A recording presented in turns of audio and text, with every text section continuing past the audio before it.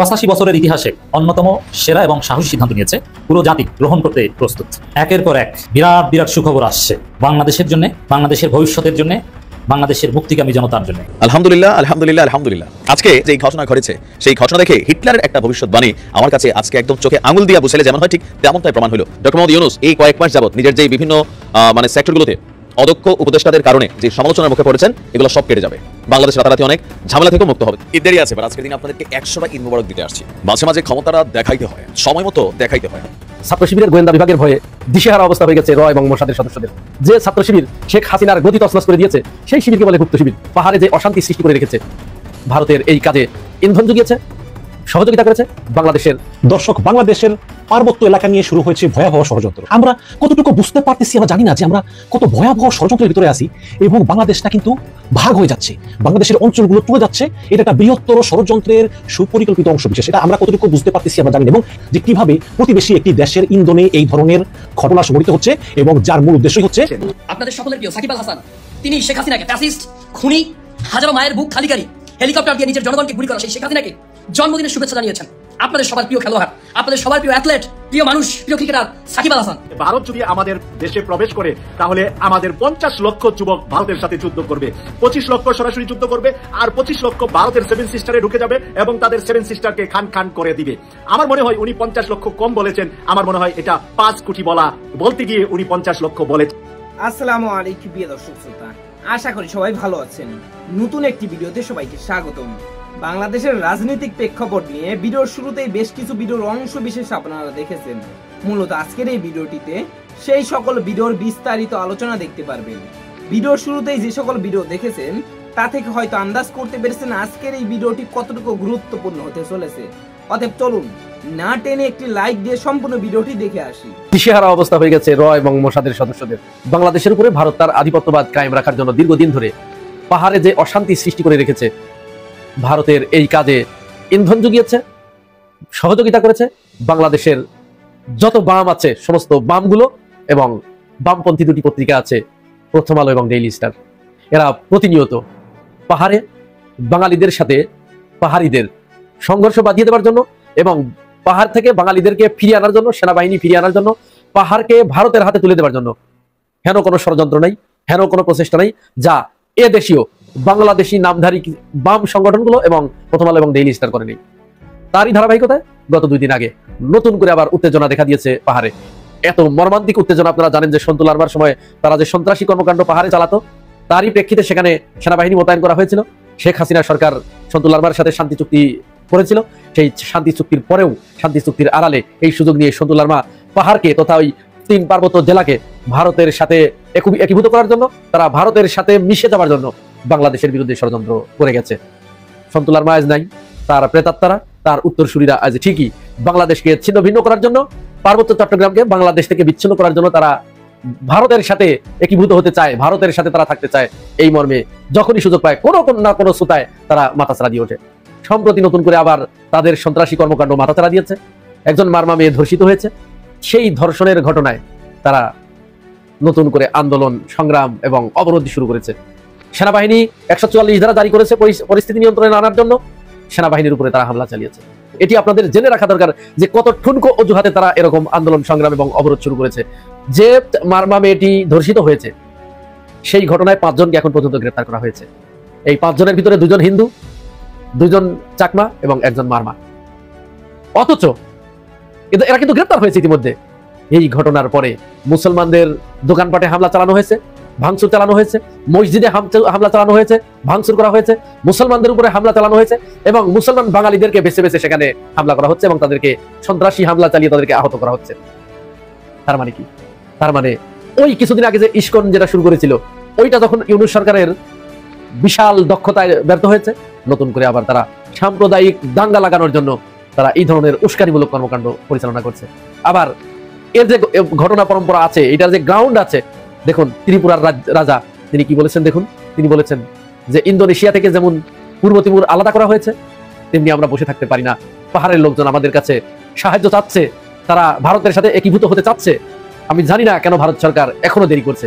এটি মক্ষম সময়, অতি দ্রুত তাদেরকে বাংলাদেশ থেকে বিচ্ছিন্ন করা হোক, ভারতের সাথে তাদেরকে আলাদা করা হোক। দেখুন, এবং এই কথারও একটা গ্রাউন্ড আছে, তারও সত্যতা আমরা পেয়েছি পাহাড়ি এই যুবকের কথায়। দেখুন সে কি বক্তব্য দিচ্ছে। ডক্টর মোহাম্মদ ইউনূসের উদ্দেশ্যে এখান থেকে আমরা আওয়াজ তুলছি যে যতক্ষণ অব্দি পার্বত্য চট্টগ্রাম ভারতের অন্তর্ভুক্ত না হয় ততক্ষণ অব্দি সেনাবাহিনী পার্বত্য অঞ্চল থেকে প্রত্যাহার করতে হবে। তার পরিষ্কার বক্তব্য, তারা পার্বত্য চট্টগ্রামকে বাংলাদেশ থেকে বিচ্ছিন্ন করে ভারতের সাথে তারা মিলে যেতে চায়, তারা ভারতের সাথে থাকতে চায়। এটি নিঃসন্দেহে দেশদ্রোহিতার শামিল, দেশের বিরুদ্ধে কঠিন ষড়যন্ত্র। আমি জানি না আমাদের সেনাবাহিনী, আমাদের প্রশাসন কেন এখনো চুপ করে বসে আছে এবং কেন তাদেরকে এখনো পর্যন্ত তাদের বিরুদ্ধে যথাযথ ব্যবস্থা নেওয়া হচ্ছে না, এটি আমাদের বুঝে আসছে না। কেন প্রথম আলো এবং ডেইলি স্টারের কথা মতো সেখান থেকে পাহাড়ি বাঙালি সেটেলার, তারা অলরেডি বলেছে যে বাঙালিরা সেখানে সেটেলার, তাদেরকে পাহাড় থেকে সরিয়ে আনতে হবে, সেনাবাহিনী সরিয়ে আনতে হবে। সেনাবাহিনী এবং বাঙালিদেরকে সেখান থেকে সরিয়ে আনলেই তাদের উদ্দেশ্য সফল হয়ে যায়। এই বাম রাজনৈতিক নেতাগুলো এবং আমাদের দেশের তথাকথিত যে দুটি পত্রিকা, এরা কখনোই চায় না বাংলাদেশ থাক, স্বাধীন থাক। তারা সবসময় চায় বাংলাদেশ ভারতের সাথে বিলীন হয়ে যাক। জামাতের নায়েবে আমি ডাক্তার সৈয়দ আব্দুল্লাহ মোহাম্মদ তাহের আমেরিকার সম্বর্ধনায় বলেছেন যে ভারত যদি আমাদের দেশে প্রবেশ করে তাহলে আমাদের 50 লক্ষ যুবক ভারতের সাথে যুদ্ধ করবে, 25 লক্ষ সরাসরি যুদ্ধ করবে, আর 25 লক্ষ ভারতের 7 সিস্টারে ঢুকে যাবে এবং তাদের 7 সিস্টারকে খান খান করে দিবে। আমার মনে হয় উনি 50 লক্ষ কম বলেছেন, আমার মনে হয় এটা 5 কোটি বলতে গিয়ে উনি 50 লক্ষ বলেছেন। কোন এক ভারতীয় দালাল কুলাঙ্গার নাকি এক টকশোতে বলেছেন যে 50,000ও পাবে না যুদ্ধ করতে ভারতের বিরুদ্ধে। এই কুলাঙ্গাররা এখনো বাংলাদেশে কিভাবে বসবাস করে, আবার এখনো ভারতের দালালি করে, এইগুলা আপনারা কেন এই দালালদেরকে সুযোগ দেন বিভিন্ন টকশোতে কথা বলতে? এই জন্য এটা আমার প্রশ্ন। ডক্টর মোহাম্মদ ইউনূসের যারা ফ্যান ফলোয়ার আছেন তাদের জন্য সম্ভবত এটা একটা ভালো খবর, পাশাপাশি এনসিপির জন্য। বাট আমার কাছে মনে হয় যে এই ইন্টারিমের সাথে যারা কানেক্টেড আছেন তাদের জন্য এই সংবাদ অনেকটা পিসফুল সংবাদ, অথবা ধরেন মেরুদণ্ডটা থাকে না, একটু টান টান সিনাটা রাখা, ওই টাইপের সংবাদ। আমরা অনেকেই ভাবছি যে ডক্টর মোহাম্মদ ইউনূসের প্রতি পশ্চিমা বিশ্বগুলো বা পশ্চিমা যে রাষ্ট্রগুলো আছে এই ইন্টারিমের প্রতি তারা অনেকেই সমর্থনটা তুলে নিয়েছেন, বা ওইভাবে তিনি আসলে সাপোর্ট পাচ্ছেন না। যেমনটা doctor Mohammad Yunus as a Nobel laureate তিনি যে ভূমিকা রাখতেন, অথবা তিনি যখন পশ্চিমা রাষ্ট্রগুলোতে যেতেন তো সেখানে আমরা দেখতাম যে সেই দেশগুলো রাষ্ট্রপ্রধান অথবা রাষ্ট্রের খুবই গুরুত্বপূর্ণ কর্তা ব্যক্তিরা ওনাকে ইনভাইটেশন করতো, বিভিন্ন ধরনের সম্মান দিত। বাট ইন্টারিম দায়িত্ব নেওয়ার পরে আমরা দেখলাম যুক্তরাজ্যে গেলেন, যুক্তরাজ্যের প্রধানমন্ত্রী স্টার কিয়ারমার তিনি তার সাথে দেখা করলেন না। তারপর ফ্রান্সেও একই ঘটনা, ইতালিতে আমরা শুনলাম যে প্রধানমন্ত্রী আসার কথা ছিল, আসলো না। তো সকল কিছু মিলিয়ে তার প্রতি যে বিশ্ব নেতাদের সমর্থন সম্ভবত সেটা কমে গেছে। আর এর পাশাপাশি যে বৈদেশিক বিনিয়োগ আমরা দেখলাম যে ইন্টারিমের মধ্যে ওই লেভেলের যে ডক্টর মোহাম্মদ ইউনূস বাংলাদেশের রাষ্ট্রপ্রধান সহ সারা পৃথিবী থেকে মাছির মতন ঝাঁকে ঝাঁকে বিনিয়োগকারী আসবে, দেশের অর্থনীতি বদলাই যাবে, এই যে আমাদের পারসেপশন ছিল সেখানে আমরা ভাটা দেখলাম। এর মাঝখানে এই সরকারের বিরুদ্ধে রাজনৈতিকভাবে বিএনপি বলেন, জামাত ইসলাম বলেন, এনসিপি বলেন, জাতীয় পার্টি বলেন, আওয়ামী লীগ তো অদৃশ্যভাবে আছে। তো বিএনপি এই মুহূর্তে কিছুটা খুশ থাকলেও বাকিরা যথেষ্ট না খুশ।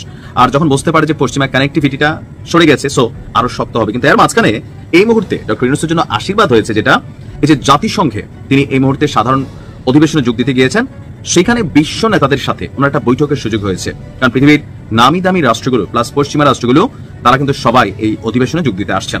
তো এর ফলে হলো কি, সেখানে তিনি অনেকের সাথেই দেখা সাক্ষাৎ করলেন। আর এর ফাঁকে বিশ্ব নেতাদের সাথে এই বৈঠকটাতে একটা গুরুত্বপূর্ণ জিনিস তিনি যেটা পাইলেন সেটা হচ্ছে ম্যান্ডেট বা সমর্থন। দর্শক, ডক্টর ইউনূস এবং তার অন্তর্বর্তীকালীন সরকারকে পূর্ণ সমর্থন জানাতে নিউ ইয়র্কে তার হোটেল সুটে একত্রিত হয়েছিল বিশ্বের বিভিন্ন প্রভাবশালী নেতা। এখন আমি জানি না যে জাতিসংঘের প্রোগ্রামের মধ্যে এটা এরকম ছিল যে ডক্টর ইউনূসকে সমর্থন জানাতে বিশ্ব নেতারা একত্রিত হবেন। এখন হইছেন, আমরা গণমাধ্যমে দেখছি। এই সময় তারা বাংলাদেশকে এই গুরুত্বপূর্ণ সময়ে সহযোগিতা এবং গুরুত্বপূর্ণ পরামর্শ দেওয়ার অঙ্গীকার করেন। দুধের স্বাদ ঘোলে মিটছে। অতীতের সব জল্পনা কল্পনার অবসান ঘটিয়ে সবকিছু গুছিয়ে নিয়ে সব সমস্যার সমাধান করে প্রফেসর ইউনূস চূড়ান্ত ঘটনা ঘটিয়ে দিতে যাচ্ছেন। আমাদের যে স্বপ্ন নতুন বাংলাদেশ 2.0 রিসেট বাটন, সেটা করতে যাচ্ছেন। এখন এগুলো করতে হলে জনগণের ভিত্তি লাগে, রাজনৈতিক দলগুলো ডিস্টার্ব এগুলোতে পারা যায় না, তাদের কামড়াকামড়ি সমস্যা আছে। কিন্তু প্রফেসর ইউনূস পদে পদে বাধার মুখে পড়েছিলেন, সে বাধাগুলো ওভারকাম করে প্রফেসর ইউনূস এবার সত্যি নতুন বাংলাদেশ গড়ার দিকে এগিয়ে যাচ্ছে এবং তিনি পারবেন। যুক্তরাষ্ট্রে নিয়ে বিএনপিকে সুন্দরভাবে ম্যানেজ করে ফেলেছে, বিএনপিকে হাত পা বেঁধে ফেলেছেন, কিছু করার নাই, তাদেরকে মানতেই হবে, মানবেন, নাথিং টু ডু। তো দর্শক, আবার সেই প্রফেসর ইউনূস প্রথম দিকে আসার পরে সেই ঈদের সময় যেরকম চারদিকে ইউনূস বন্দনা, 4-5 বছর চাই, ইউনূস আবার প্রচন্ড শক্তি অর্জন করেছেন। মাঝখানে ইউনূসের শক্তি ক্ষয় হয়ে গেছিল, 13 জুন একটা কেলেঙ্কারি ঘটেছিল লন্ডনে। কিন্তু সবকিছু ছাপিয়ে ইউনূস আবার শক্তিশালী হয়েছে, তিনি আবার জেগে উঠেছেন। এক সময় মনে আছে আপনাদের, প্রফেসর ইউনূস আমাদের জুলাই অভ্যুত্থানকে বলতেন বিপ্লব, জুলাই বিপ্লব, জাতির উদ্দেশ্যে ভাষণে জুলাই বিপ্লব শব্দটা বারবার ব্যবহার করতেন। এক পর্যায়ে বিএনপির চাপে বিপ্লব শব্দটা বাদ দিয়ে গণ অভ্যুত্থান বলা শুরু করেছে। এখন আবার বিপ্লব, বিপ্লব মানে সবকিছু তছনছ, সংবিধান টংবিধান সব লাথি দিয়ে ফেলে দিয়ে নতুন বাংলাদেশ। প্রফেসর ইউনূস নিজে বলেছেন রিসেট বাটন, মনে আছে? পরে কিন্তু ইউনূস দুর্বল হয়ে গিয়েছে নানান কারণে, ষড়যন্ত্রের মুখে। এখন আবার প্রফেসর ইউনূসের মুখে সেই বিপ্লব, আবার রিসেট বাটন, আবার সেই পুরোনো কথা আমরা শুনতে পাচ্ছি দর্শক।